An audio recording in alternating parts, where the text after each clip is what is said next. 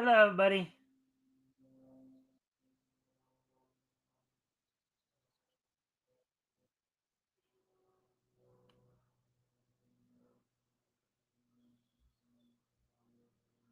Uh, Hello, everybody. Welcome to the Mikestand. Um,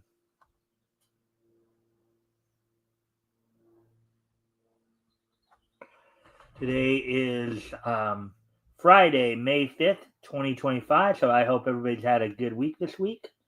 Hopefully you um, hopefully you guys are excited for the weekend.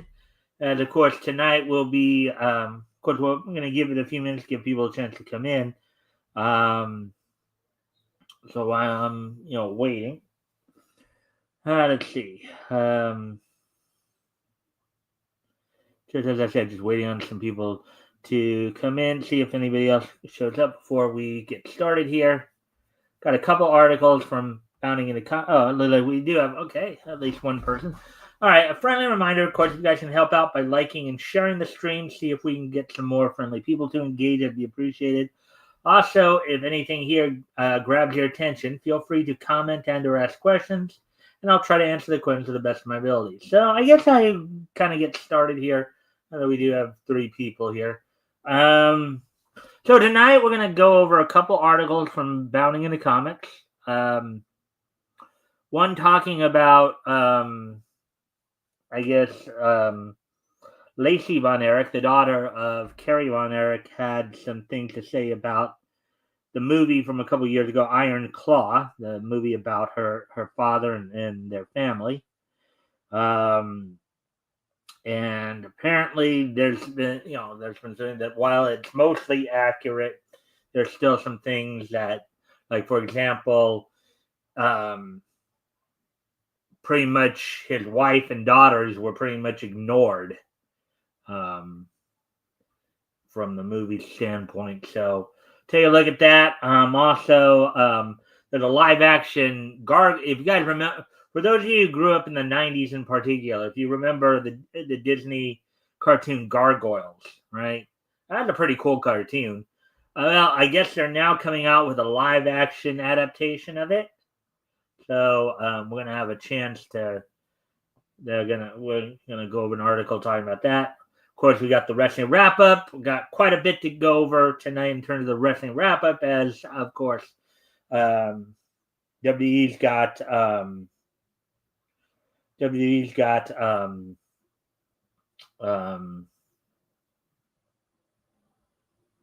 WWE's got Backlash tomorrow, pay per view, but of course tonight SmackDown will be the go home SmackDown. Before that, um, that the AEW had a special episode of Collision last night instead of waiting for Saturday.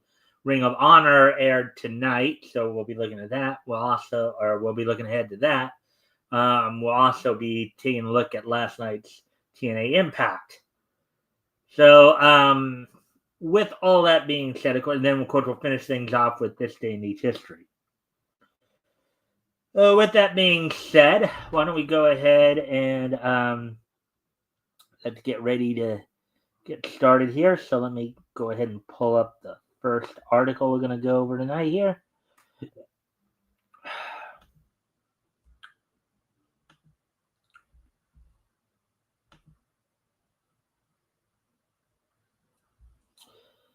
All right, and as I said, if anything here grabs your attention, feel free to comment and/or ask questions. I'll try to answer questions to the best of my ability. With that being said, let's go ahead and get started with this wrestling drama, The Iron Claw, called quote heart wrenching unquote and quote unquote inaccurate by daughter of the late Carrie Von Erich, not depicted in the A24 film. Of course, is Lacey Von Erich, former WWE and TNA contracted talent.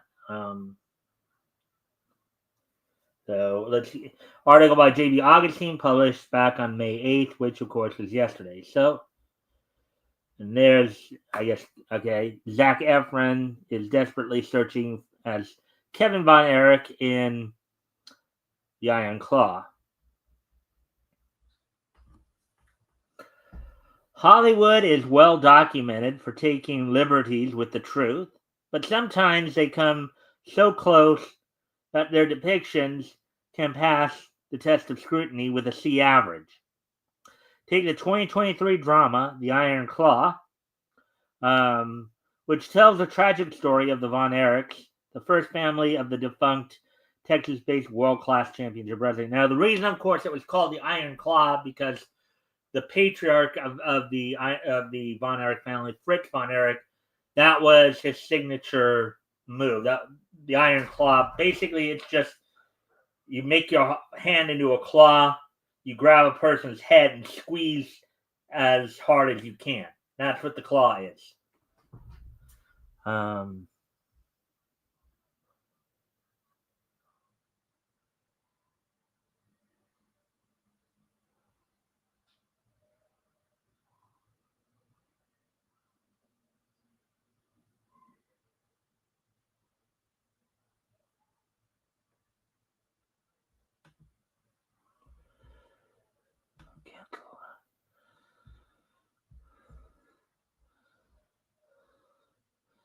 all right. Anyways, sorry about that. All right. So,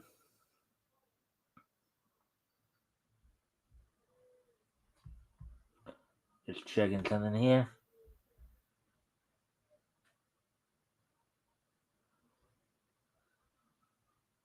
There's some funky stuff going on here, but oh well. All right. So,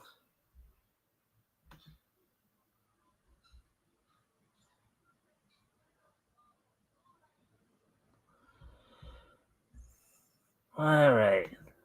So they're doing something a little different this time around. Anyways, let's get back to the article here. Here's Zach Efron carrying his brother Kerry, who's played by Jeremy Allen White in The Iron Claw from 2023. Aside from a few details and the condensed timeline, most of the film accurately portrays the history of the promotion and the family as it's been recounted down through the years. However, it's not considered a faithful retelling by every member of the Von Erich clan.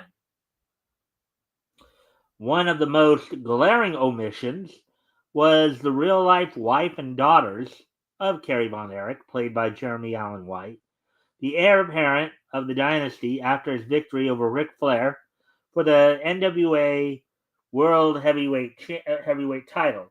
It happened at the, of course, David Von Erich Memorial card on May 6, 1984.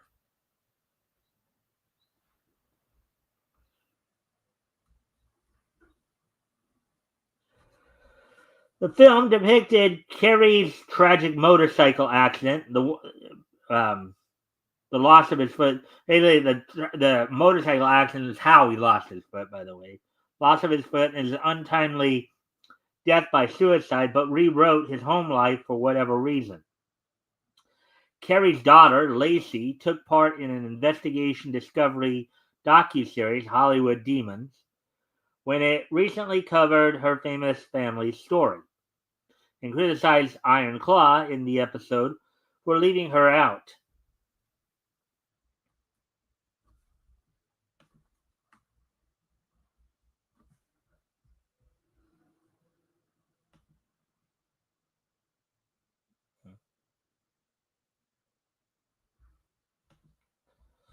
My sister, quote, my sister and I were not in the movie as my dad's children, and he didn't have a wife or anything. And that was a really big part of my dad, unquote, said the retired wrestler and promoter Lacey Von Erich via The Independent. Quote, so how he was portrayed in the movie is so inaccurate that it was heart-wrenching, unquote. Mm-hmm. Yeah, that's a problem, though, with modern-day Hollywood, right? The idea that somebody could actually be a happy, somebody could actually be a happy family man with a wife and children just seems absolutely abhorrent to the mainstream media, right?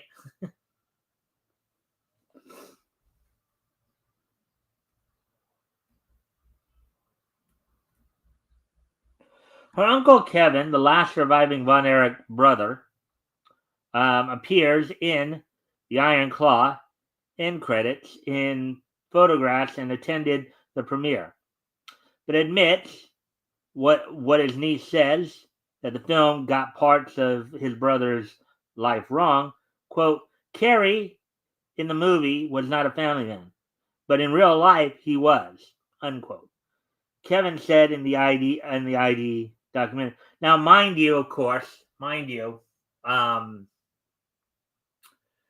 sometimes for they may leave certain parts out for more for what they'll call dramatic license. In other words, him being they probably didn't feel that him being depicted as a family man really didn't fit in the story they were trying to tell.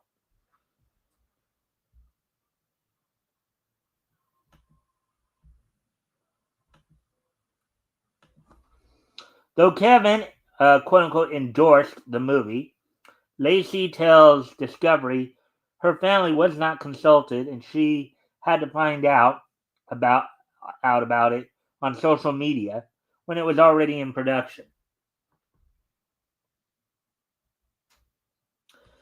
Lacey Von Erich tried to carry on her family legacy in the late 2000s, leading to a stint in TNA wrestling as a member of the Beautiful People stable. Of course, that was with Angelina Love, Velvet Sky, and Madison Rayne, I believe. She disappeared from the scene for years until she resurfaced a few years ago to try her hand at running a promotion in Texas. The company she was associated with, SWA Theory, folded pretty quickly, but they attracted notable, even legendary names during their brief run, including WWE's Boogeyman, AEW's Big Bill, former WWE Tag Team Champion Charlie Haas, and the World's Strongest Man and WWE Hall of Famer Mark Henry. The episode of Hollywood Demons, covering the Von Erichs, the real Iron Claw, is now streaming on Max and YouTube TV. All right, so there we go with that one. So now we're going to move on to the next article here. Let's see.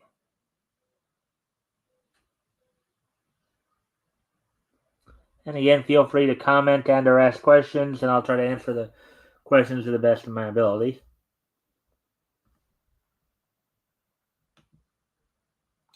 And here's the second article we're going to do here. Second last article.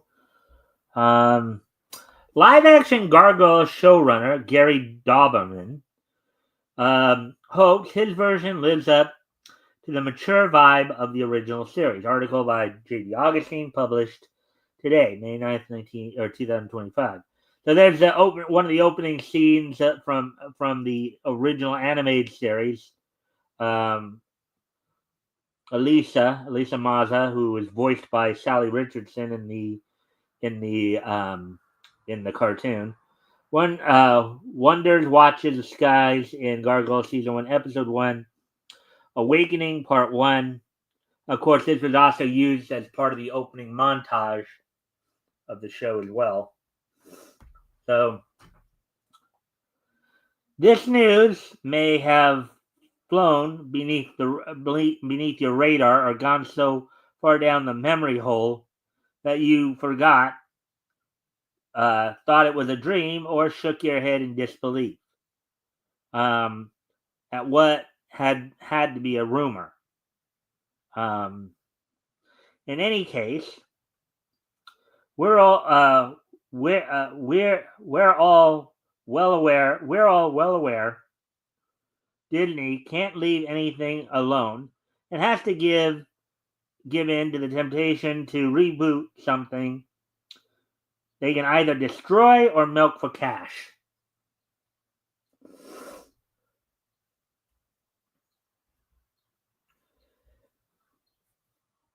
there's a scene of Elise on the left and Broadway in the foreground. Broadway, of course, was voiced by Bill Fagerbakke, of course, of Coach fame as well. Too groggy to hear Lisa out in Gargoyles Season 1, Episode 6, The Thrill of the Hunt.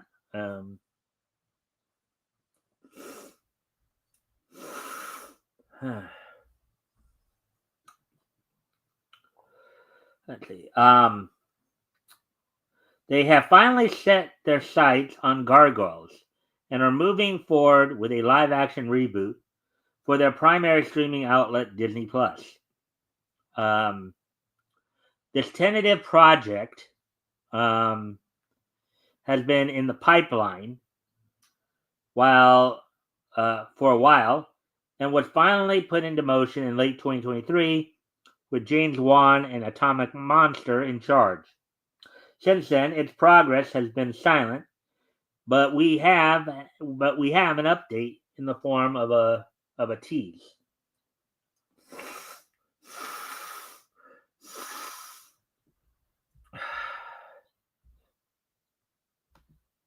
All right, excuse me a moment. I'm going to need to go off camera here for a quick moment. I'll be right back, but I'll put some music on here.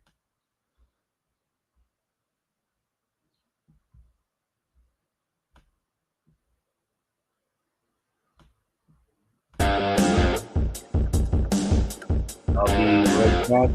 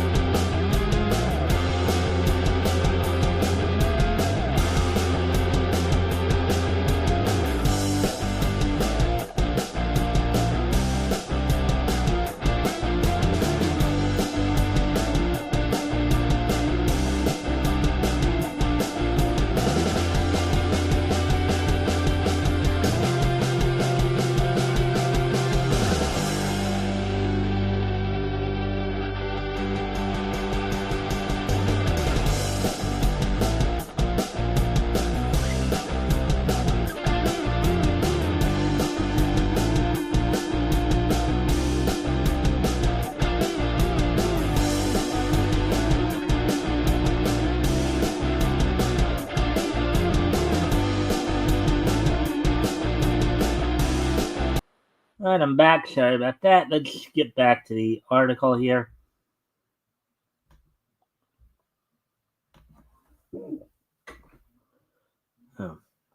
Writer, showrunner, and one acolyte, Gary Dauberman, talked about the new series based on the edgy 90s cartoon with Variety. His hopes are high, and in what might be a good sign, Dauberman wants to stay true to the spirit of the original show, which captured the imagination back in the day.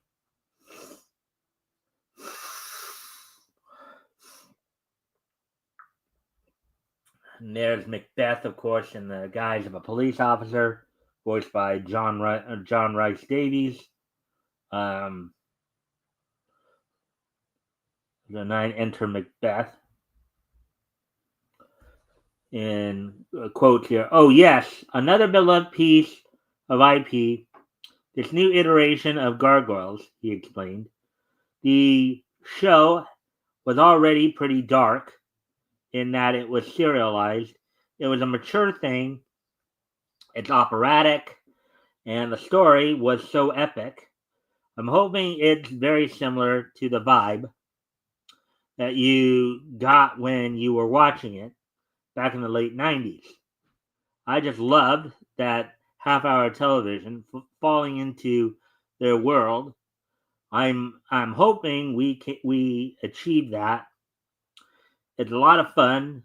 though. It's a thrill. Yeah, it was actually a pretty good series. And considering some of the other stuff that was running at the time, it was, you had a lot of good television then.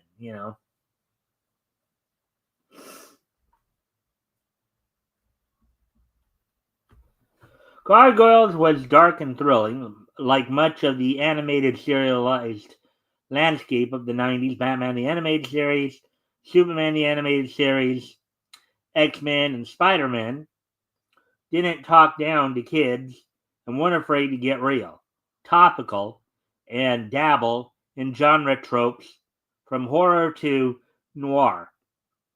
Gargoyles was not different, with its elements of science fiction, fantasy, Shakespeare, and street level crime. Yeah, it was nice. It was kind of a nice mix of genres on the show there. Both from fantasy and reality there. Characters were shot with lasers and bullets. People died. There was blood and several robot heads, and the show didn't flinch that often. It wasn't the maturity level of HBO Spawn, but there is an edge to live up to, short of going further than is tasteful with the Goliath Elisa dynamic. Now, if you guys kind of remember the series, it was often implied that as their relationship grew throughout the series, there was an eventual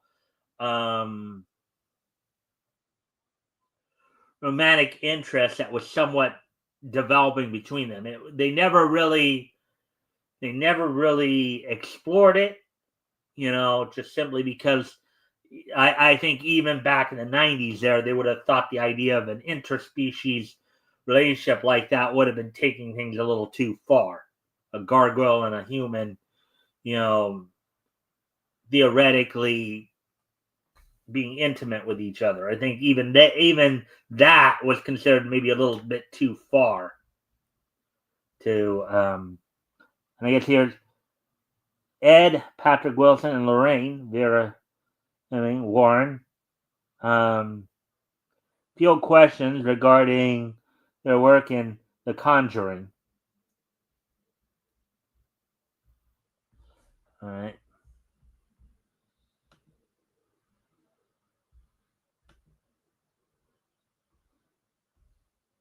Okay. Continuing on here.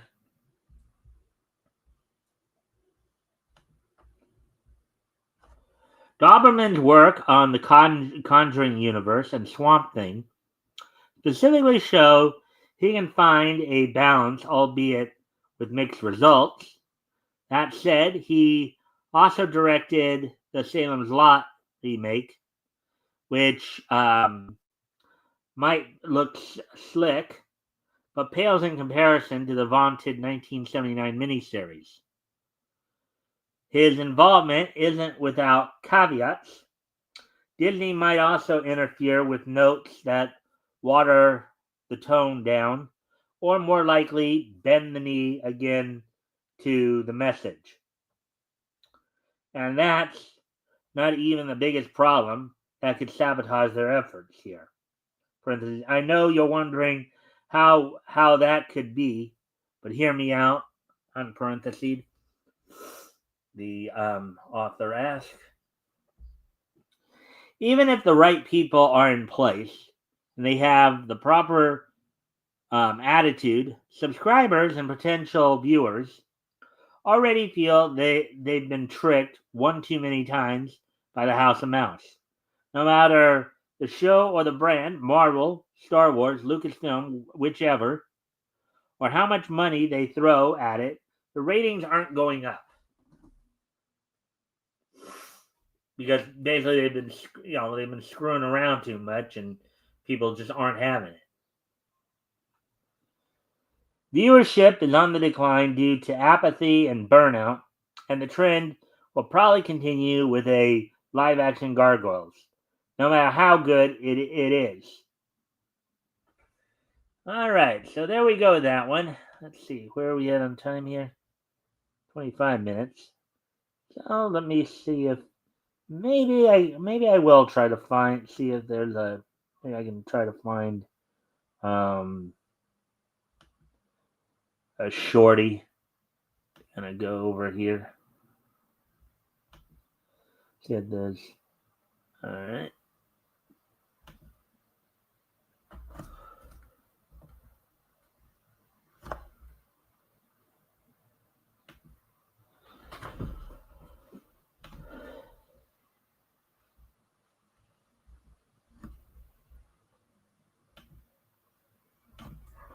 I'm gonna see if I can try to find at least one more article to go over.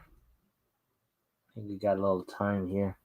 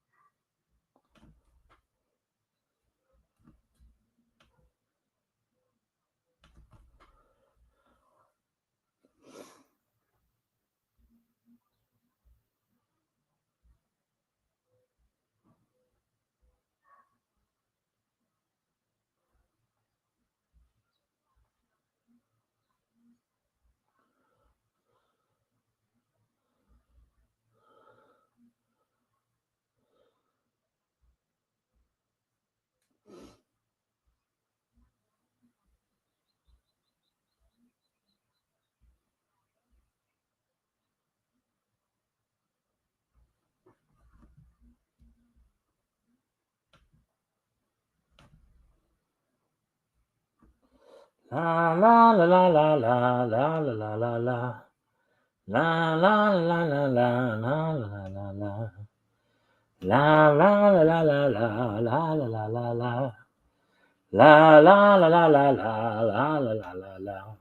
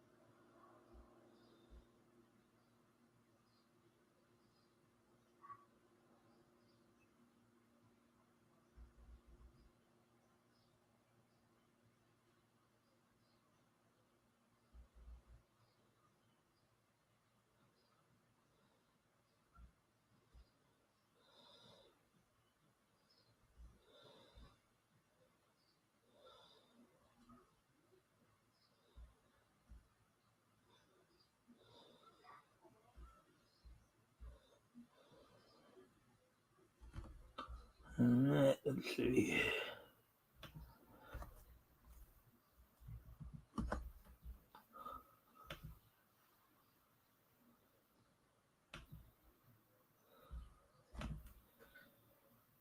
All right, yeah. So I guess there's not much more. I guess we will just go ahead and move on to the um, wrestling wrap up here. Um, considering we do have quite a bit to go over, anyways, in that regard. So let's see. I think I'm going to start by going back to last night. So there were actually a couple shows from last night that happened. AW's Collision and TNA's. Normally Collision is on Saturday nights, but as it would work out in this case, they decided to have a special show on last night's Collision on it. So on last night's Collision, of course, coming from the Masonic Temple Theater in Detroit, Michigan, with Nigel McGuinness, Tony Schiavone, and Darren Callis on commentary. The night opened up with Ricochet defeating Angelico. Second straight victory over the past 2 nights. The Don Callis family members of Lance Archer, Trent Beretta, Kyle Fletcher, and Rocky Romero defeated the 4-man team of AR Fox, Bandito, Ring of Honor World Champion Bandito, and Outrunners. And Anthony Bowens defeated Lee Johnson in a singles match. Chris Statlander defeated Willow Nightingale. Josh Alexander and Konosuke Takeshita of the Don Callis family, they defeated Dark Order's Alex Reynolds and Evil Uno. Mike Bailey, coming off of the loss from the previous night in the 8-man tag, defeated Dralistico in a one-on-one match. And then the Daniel Garcia versus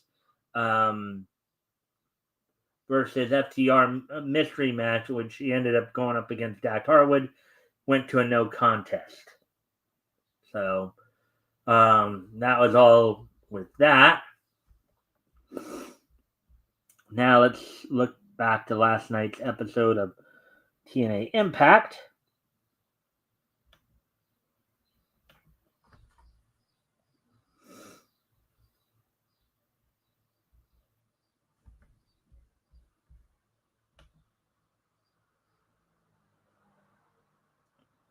On last night's TNA Impact, the show opened up with a women's match that ended in just under 4.5 minutes. Lei Ying Lee defeated Rosemary.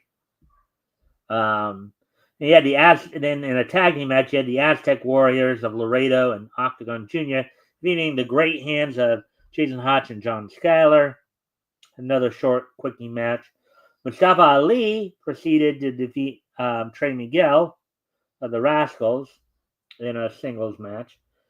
Victoria Crawford, formerly known as Alicia Fox, in the WWE, defeated Brittany Brooks in just under a minute and a half. And Steve Macklin retained the international title in a dog collar match with Eric Young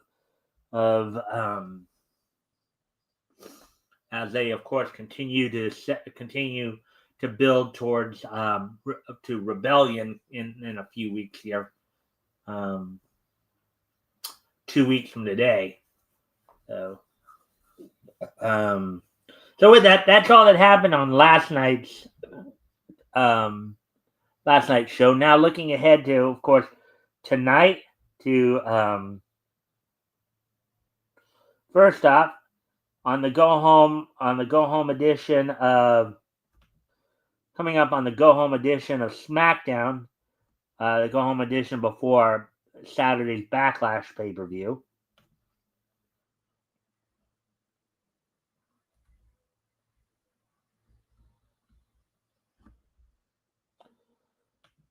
Tonight's Backlash pay-per-view coming from the Nutter Center in Dayton, Ohio. Already signed the night, Aleister Black will be taking on Carmelo Hayes in his second match back since his re-signing with the WWE, coming back. A tag team match will pit WWE United States champion Jacob Fatu teaming with Solo Sikoa to take on Damian Priest and LA Knight. As, of course, they're all three of those four will be involved in, which we'll talk about in a moment, will be involved in a match on tomorrow night's. And in a number one contenders match, the women's title, you'll have Nia Jax, the former WWE Women's Champion, taking on Jade Cargill. Now, with that being said, of course, now let's look ahead to tonight's episode of Ring of Honor. It's got pushed back a day, I believe, due to the fact of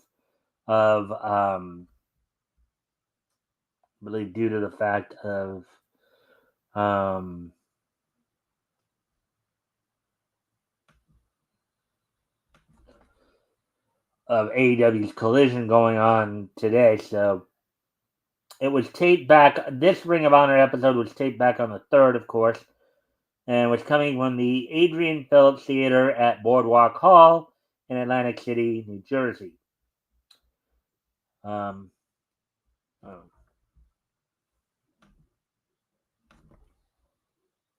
With Caprice Coleman and Ian Riccaboni on commentary, Jay Lethal was set to take on Atlantis Jr. Marina Shafir will be taking on Layla Gray, as Layla Gray, of course, is preparing to take part in the upcoming Women's Pure Title tournament. Blake Christian and Lee Johnson will be taking on the Spanish announce team duo of Angelico and Serpentico.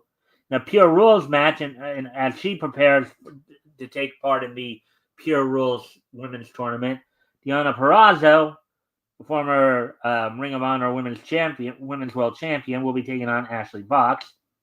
Now, Proving Ground match, the Women's World Television title. Now, the Proving Ground matches are the same as the Eliminator matches on AEW. In other words, if the challenger can defeat the champion in a Proving Ground match, then they earn a future shot at the title. Red Velvet will be fending off the challenge of Laney Luck. Lord Crew is set to take on Satman Singh. And in a Ring of Honor World Title Proving Ground match, Gringo Loco will be trying to get a shot at Bandito. So that's all going to be going down on tonight's Ring of Honor show. So with that being said, now let's take a look ahead to tomorrow night's Backlash.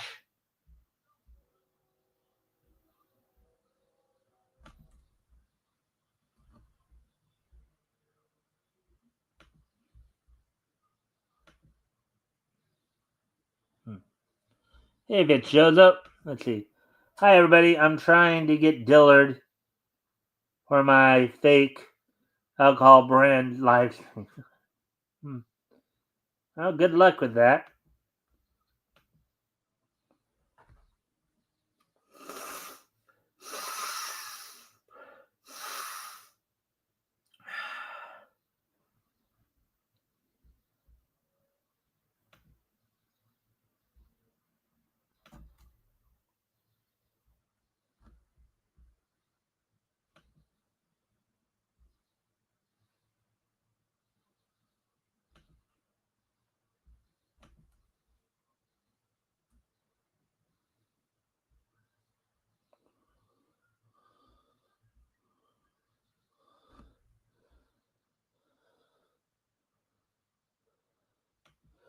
All right, so coming up on tomorrow night's WWE Backlash pay-per-view,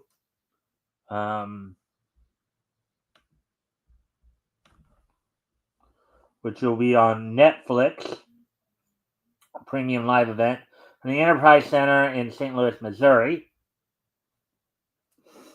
As we mentioned, there's going to be a fatal four-way match for the United States title. Giga Fatu will be defending the United States title against Drew McIntyre, LA Knight, and Damian Priest. Three of those four combatants, of course, will be involved in that tag team match tonight that we talked about earlier, with LA Knight and Damian Priest on one side and Giga Fatu and Solo Sikoa on the other. Solo Sikoa the only one.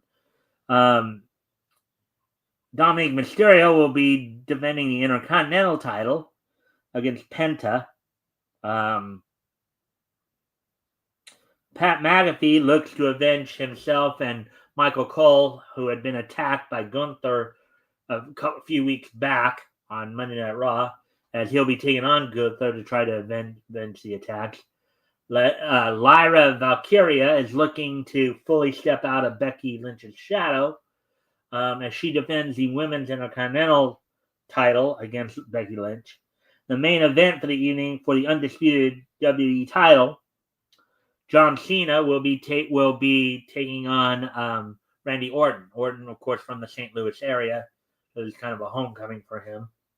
And what will probably be one of their, if not the last match between them, then one of their last matches As some of you probably know, John Cena is currently on a bit of a retirement tour.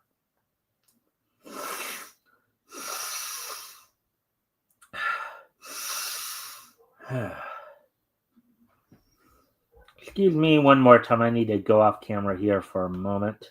I'll put some music on here.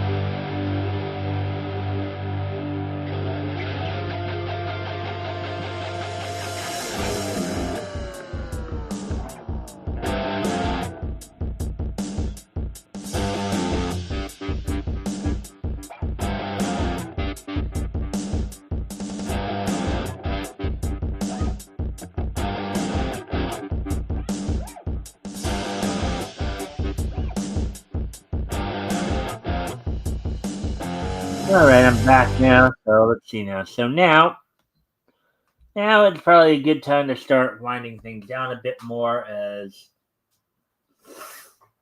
now we'll be getting ready to take a look back at this day in Nietzsche history. So today being Friday, May 9th, 2025. Let's take a look back at this day in Nietzsche history. It's like late 2007. 1995.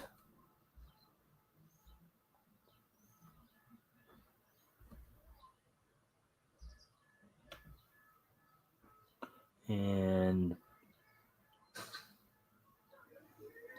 of course 2005.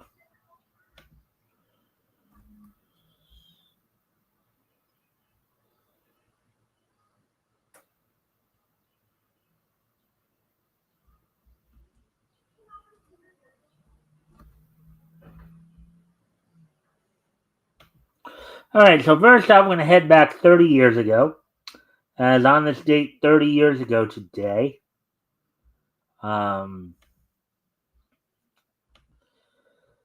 Care Brothers, in conjunction with Good Times Entertainment and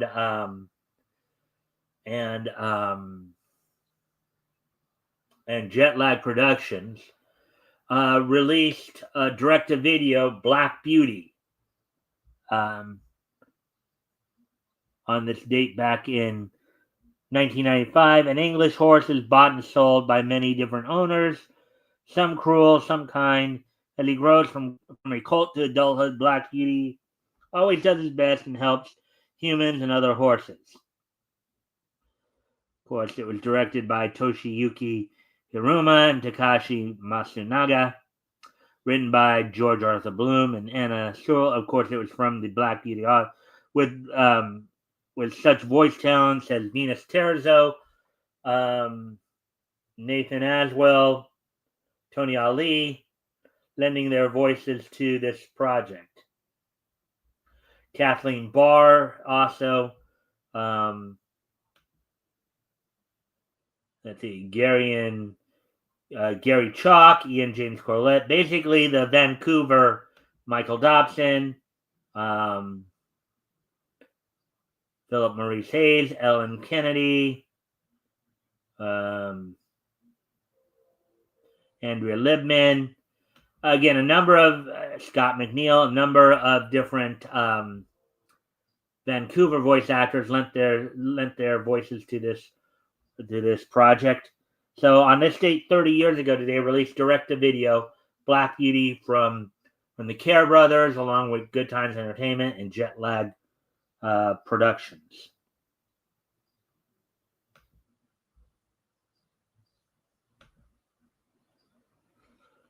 All right. Moving on to the next piece of niche history as we move ahead to, I believe it's the year 2005. Let me just double check that.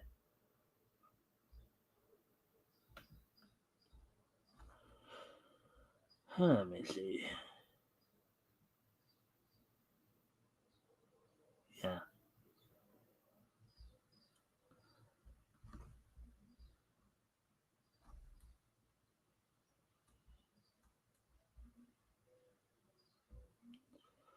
All right. So on this date, 20 years ago today, back in 2005, let me pull that up here.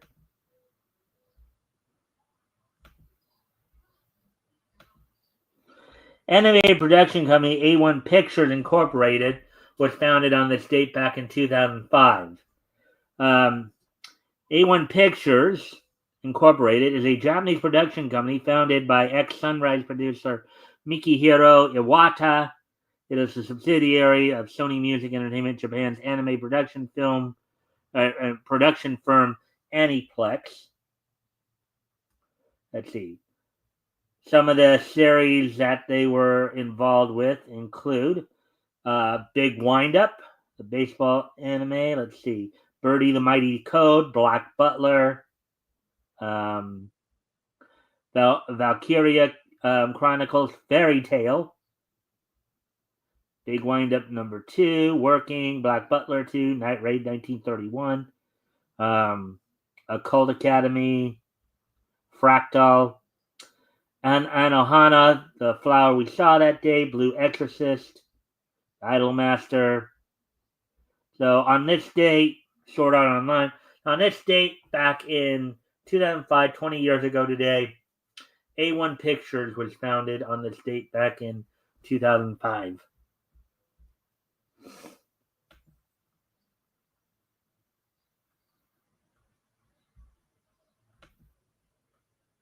I have to go. Goodbye. Bye. Sorry, I had to leave soon, but thanks for dropping in there, Pichozo. All right.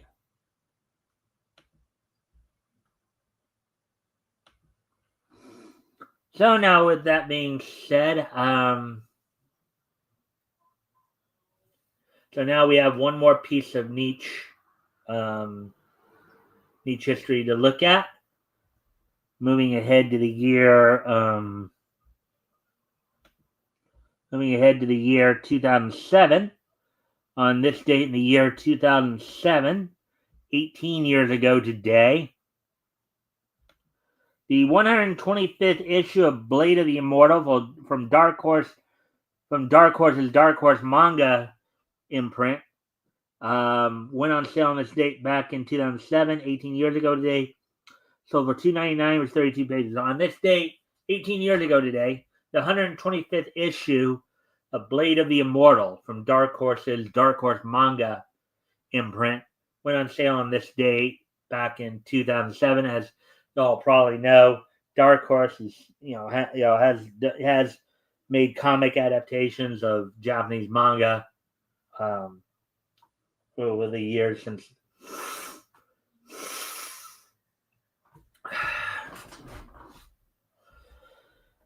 So with that looks like that's all we got for you guys tonight. I hope everybody enjoyed the show. Of course, we will be back here on Sunday. Well, we're back here on Sunday. And Rick Piper from Cross Comics will be joining me as we'll be taking a look back. Comics went on sale in May of 1940. This week we'll be focusing in on Fox Comics, looking at such features as Samson, The Flame, The Green Mask, and Voodoo Man.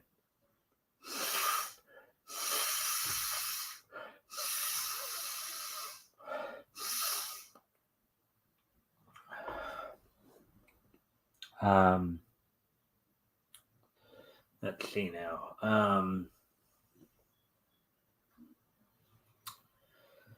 So, and with that, and then we'll be back here, of course, on Monday with more niche news. Of course, lot of action going on this weekend on the wrestling side of things.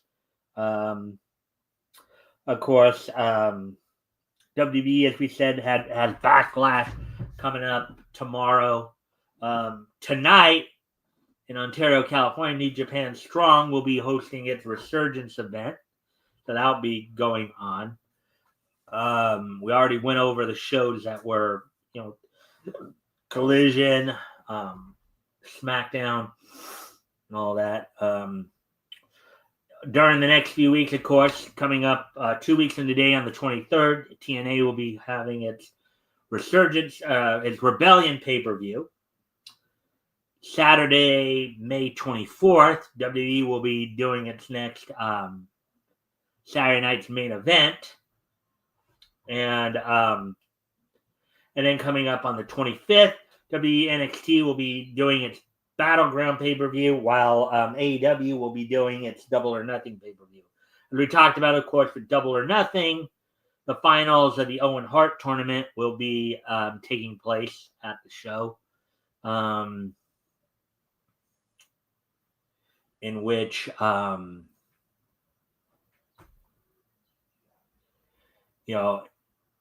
finals are met with the winners of the finals getting a world title shot. The men getting a shot at the men's world champion, and the women getting a shot at the women's world championship, coming up at All In July. The finals, of course, for the Owen Hart tournament are on the men's side. It's Hangman Adam, former AEW world champion Hangman Adam Page, against Will Ospreay, former AEW international champion, as well as being a former IWGP world champion. On the women's side, you got former AEW women's world champion Jamie Hayter looking to settle a score with Toni Storm against Mercedes, the current AEW TBS champion, Mercedes Moné. Let's see. So as I said, we'll be, of course, we'll be back here on Sunday to go over comics that went on sale in May 1940 from Fox Feature Syndicate. I'll be joined by Rick Piper. And with that, I thank everybody for being here tonight. I hope everybody enjoyed the show. And I will see you all on Sunday.